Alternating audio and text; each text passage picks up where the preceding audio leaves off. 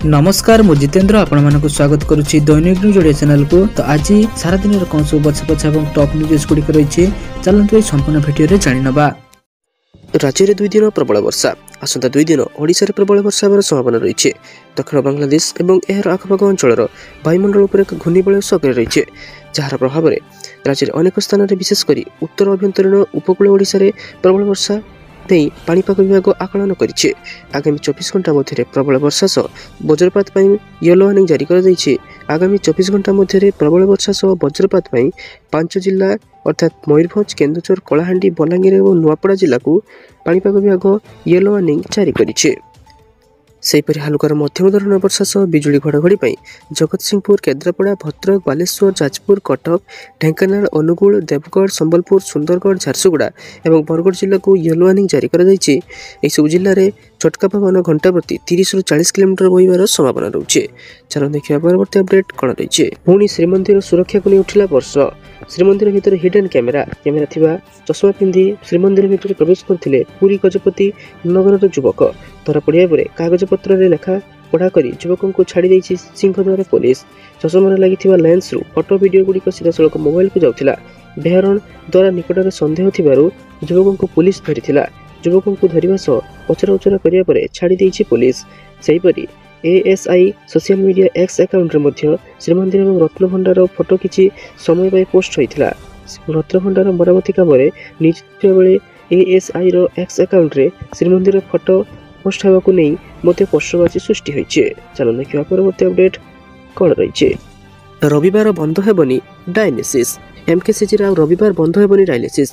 MKCG अध्यक्ष doctor Durga Madhav Satpathy एने निर्देश जारी करिसेंते। गणमाध्यम रे खबर प्रसारण पर तत्परता देखाइछि एमकेसीजी हॉस्पिटल। विभागीय मुख्य को कैफत तलब कले अध्यक्ष। मरामती जोगु डायलिसिस बंद थिबा कहले विभागीय मुख्य। तेबे दक्षिण ओडिशावासी चिकित्सा पर निर्भरशील ब्रह्मपुर एमकेसीजी हॉस्पिटल उपरे दीर्घ 50 वर्ष धरी एमकेसीजी हॉस्पिटल गुरुतर रोगी बरदान साजिछि। हेले किछि दिन हेबो डायलिसिस घटना को नहीं बदनाम हेउछि एही हॉस्पिटल। सेटा रविवार डायलिसिस हेउनथिबा देखिबाकू मिलिथिला। गुरुतर किडनी रोगी रक्तरू वर्ज्य निष्कासन लगी हेउथवा ए चिकित्सा पद्धति रविवार छुट्टी दिन लगी बंद रहउथवारु देखिबाकू मिलिथिला। फल बहु रोगी एने हंतसंत मध्ये हेउथिले। चलो देखिया परवर्ती अपडेट कौन रही। स्कूल पिलामानक बस्तानी ओजन चेक करिवे बीईओ। छात्र छात्री स्कूल बस्तानी बोझ दिन को दिन बढ़ी चलिबारु उद्वेग प्रकाश पाइछि। पूर्वरु एने कटकणा थिले मध्य अनेक स्कूल एहाकू मानु नथिबा नै अभियोग होई आसुछे। एहाकू नै सर्वशिक्षा अभियान पक्षरु पुणी थरे निर्देशनामा जारी करा जायछि। छात्र छात्री माने सेमानकर ओजनर 10% रु कम ओजनर स्कूल बैग नेबे बोली निर्देशनामा रे स्पष्ट करा जायछि। उदाहरण स्वरूप 30 किलो ओजनर छात्र छात्री माने 3 किलो रु कम ओजनर स्कूल बैग नेबे। सर्वशिक्षा अभियान जिला प्रकल्प संयोजक नित्यानंद बारिक ए संपर्कित निर्देशनामा जिलार समस्त ब्लॉक शिक्षा अधिकारी को जारी करिसेंते। बीईओ माने सेमानकर ब्लॉक रो समस्त सरकारी अनुदान प्राप्त एवं सरकारी स्कूल कर्तृपक्ष को एने निर्देशनामा संक्रांत रे सूचना जारी करिवे बोली कहा जायछि। जुलाई 30 तारिख सुधा अर्थात आज सुधा पदक्षेप संक्रांत रे रिपोर्ट प्रकल्प संयोजकक ऑफिस को जणाइबा को निर्देशनामा रे स्पष्ट करा जायछि। एने प्रत्येक स्कूल कर्तृपक्ष को नोटिस मध्ये जारी करा जायतिला। चलो देखिया परवर्ती अपडेट कौन रही। आउ मात्र 2 दिन पर चाषी अकाउंट को आसीबो टंका। चलो देखिबा संपूर्ण अपडेट कौन रही। देशर कोटी कोटी चाषी एक खुशी खबर आसी। भारत सरकार कृषि मंत्रालय प्रधानमंत्री किसान योजना अधीन 20तम किस्ती प्रदान कर तारीख घोषणा कर कृषि मंत्रालय मंगलवार राति एक पोस्ट माध्यम यह सूचना देछि। मंत्रालय पक्षर एक्स कहुଯାଇଛି प्रधानमंत्री किसान योजना अधीन 20तम किस्ती 2000 टंका 2 अगस्त 2025 चाषी को हस्तांतर कर आगु 19तम किस्ती जारी हो सारी। 19तम किस्ती पाइबा पर सारा देश में चाषी मैंने 20तम किस्ती उत्साह सहित अपेक्षा कर रही। समय सरकार 20तम किस्ती प्रदान तारीख घोषणा करिसेंती। प्रधानमंत्री किसान योजना अधीन दिजाउथवा टंका सीधा सड़क चाषी अकाउंट रे जमा हुए। प्रधानमंत्री किसान योजना लाभ पाइबा पई पंजीकृत चाषी मैंने ओटीपी आधारित ई-केवाईसी करने आवश्यक। प्रधानमंत्री किसान योजनार मुख्य उद्देश्य हेउछि चाषी मानकु आर्थिक सहायता प्रदान करने जहाद्वारा चाषी खर्च ह्रास पाई परिबो एवं सेमानक आय मध्ये वृद्धि होई परिबो। चलो देखिबा परवर्ती अपडेट कौन रही।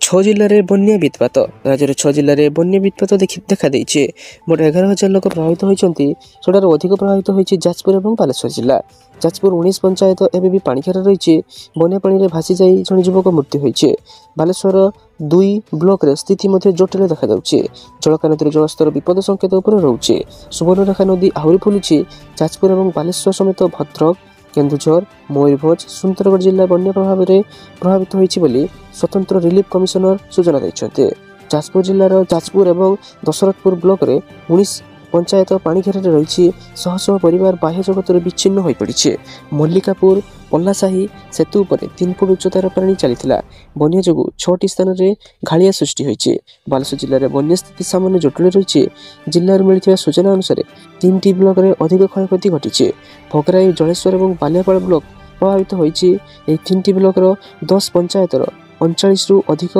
प्राय 11,000 लोक सुरक्षित स्थान को स्थानांतरित होती जलका नदीर जलस्तर विपद संकेत उपर रही जलका नदीर मथानी ठारे जलस्तर 6.52 मीटर रही एठारे जल प्रवाह क्रमशः कपिबा सत्वे जलस्तर विपद संकेत उपर चली चलो देखा परवर्ती अपडेट कौन रही सब राज्य में स्थापन हो प्रधानमंत्री एकता महल स्वदेशी सामग्री को प्रोत्साहन पर केंद्र सरकार एक बड़ पदक्षेप नहीं 27 राज्य में एमपी एकता मॉल निर्माण को केंद्र सरकार अनुमोदन कर वन डिस्ट्रिक्ट वन प्रोडक्ट डीपीओपी पदक्षेप अधीन मॉल्स गुड़िक निर्माण हो जो भारत विभिन्न अंचल जीआई ट्रैक प्राप्त समस्त स्थानीय और हस्तशिल्प सामग्री प्रदर्शन कर केंद्र सरकार एथपाई पुंजीनिवेश राज्यगुड़ी स्वतंत्र सहायता योजना एससीआई रे 2023-24 बजेट में 5,000 कोटी टंका व्ययबराद करथिले ए योजना रे अनुसार प्रत्येक राज्य में यह मॉल तैयारी हेबो प्रथमे आस प्रथमे पाओ भित्ति रे यह मॉल स्थापन पर काम हेबो ते उत्तर प्रदेश आकार में बड़ होइथिबारु एठारे आग्रा लखनऊ और वाराणसी रे 3टी मॉल निर्माण करा जिवो एही 3 मॉल पई 370.25 कोटी टंका व्ययबराद करा जायछि एहाकू डिलेट प्रोजेक्ट रिपोर्ट डीपीआईआर रे आर्थिक मंजूरी मध्य मिल सारी चलो देखिए परवर्ती अपडेट कौन रही अष्टम वेतन कमिशन पर आसला बड़ खबर केंद्र सरकारी कर्मचारी मैंने अष्टम वेतन कमिशन लागू होगा उत्कटार सह अपेक्षा कर रही नुआ वेतन आयोग लागू हेले कर्मचारी दरम में बड़ धरण वृद्धि होगार संभावना रही अष्टम वेतन आयोग 2024 मसीहा शेष भाग में कि 2027 आरंभ में लागू होगार संभावना रही साधारणतः प्रति 10 वर्ष में नुआ वेतन आयोग गठन कर सुपारिश लागू होगा प्राय 1.5 वर्ष समय लगी है सप्तम वेतन आयोगर कार्यकाल 31 डिसेम्बर 2025 शेष हो तेणु नुआ आयोग 1 जनवरी 2026 रु लागू होगार आशा कर वर्तमान सरकार यार टर्म्स ऑफ रेफरेंस चूड़ांत करने प्रक्रिया रही एपर्यंत आयोगर अध्यक्ष और सदस्यों चुक्ति होना केंद्र अर्थ राष्ट्रमंत्री पंकज चौधरी संसद में कहते एने विभिन्न पक्षों सह आलोचना जारी रही चलो देखिए परवर्ती अपडेट कौन रही धरा पड़े 1,81,000 नकली चाषी लुटुंट नकली चाषी राज्य में एत संख्यक नकली चाषी अच्छा जो प्रकृत चाष कर लोके लाभवान हो पार ना यही समवाय मंत्री प्रदीप बल सामंत से आहरी कहते पूर्व सरकार राजनीति समय चाषी ना मिछ पंजीकरण कर जालियाती गत वर्ष आम न जापर किसी नकली चाषी पंजीकरण कर धान बिक्री कर सारी आम विभिन्न अंचल देखिलु जे धान जी चाष करिछि से बिकिबा को टोकन पाउनी किंतु धान जे करिनी जार बिल पड़िया पड़ी से टोकन पाउछे यह जानिबा परे आम विभाग पक्षर जांच पर निर्देश देइथिलु तदंत परे 1,81,000 नकली चाषी धरा पड़ी आगक आहरी मध्य किछि लोक बाहरिबे एबे धरा पड़िथिबा नकली चाषी को कारण दर्शाओ नोटिस पठा जायछि से कौन एमिति चाष ना मिछ पंजीकरण करी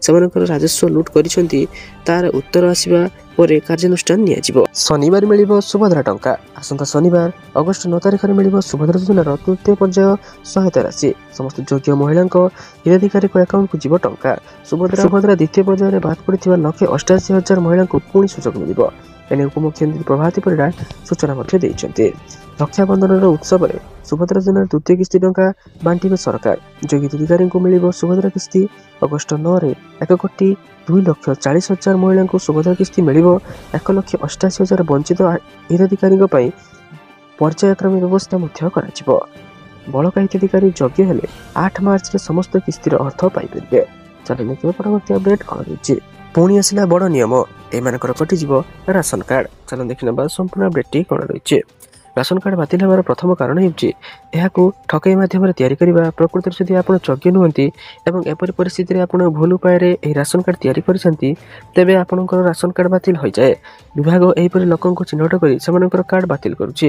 ରାସନ କାର୍ଡ଼ ବାତିଲ ହେବାର ଦ୍ୱିତୀୟ କାରଣ ହେଉଛି ଏହାର ବ୍ୟବହାର ନ କରିବା। ଅନେକ ଲୋକଙ୍କ ପାଖରେ ରାସନ କାର୍ଡ଼ ଅଛି କିନ୍ତୁ ସେମାନେ ଏହାକୁ ବ୍ୟବହାର କରନ୍ତି ନାହିଁ, ତା ଦୀର୍ଘ ସମୟ ଧରି ବ୍ୟବହାର କରନ୍ତି ନାହିଁ। ଏହା କରିବା ଦ୍ୱାରା ଆପଣଙ୍କ ରାସନ କାର୍ଡ଼ ବାତିଲ ହୋଇପାରେ। ସେହିପରି ଲୋକଙ୍କର ରାସନ କାର୍ଡ଼ ମଧ୍ୟ ବାତିଲ ହୋଇପାରିବ ଯେଉଁମାନେ ଏହାକୁ ତିଆରି କରିବା ପାଇଁ ଭୁଲ ଡକ୍ୟୁମେଣ୍ଟ ବ୍ୟବହାର କରିଥିବେ। ଯଦି ଆପଣ ଭୁଲ ଡକ୍ୟୁମେଣ୍ଟ ସାହାଯ୍ୟରେ ରାସନ କାର୍ଡ଼ ତିଆରି କରିଛନ୍ତି, ତେବେ ଏହିପରି କ୍ଷେତ୍ରରେ EKYC କରି ଏପରି ଲୋକଙ୍କୁ ଚିହ୍ନଟ କରାଯାଉଛି ଏବଂ ତାପରେ ଏପରି ଲୋକଙ୍କୁ ରାସନ କାର୍ଡ଼ରୁ ବାତିଲ କରିଦିଆଯାଉଛି। ଯଦି କାହାର ଘର ଫ୍ଲାଟ୍ 100 ଗଜରୁ ଅଧିକ କ୍ଷେତ୍ରଫଳ ସହିତ ରହିଛି, ତେବେ ସେମାନଙ୍କର ରାସନ କାର୍ଡ଼ ରଖିବାର ଅଧିକାର ନାହିଁ।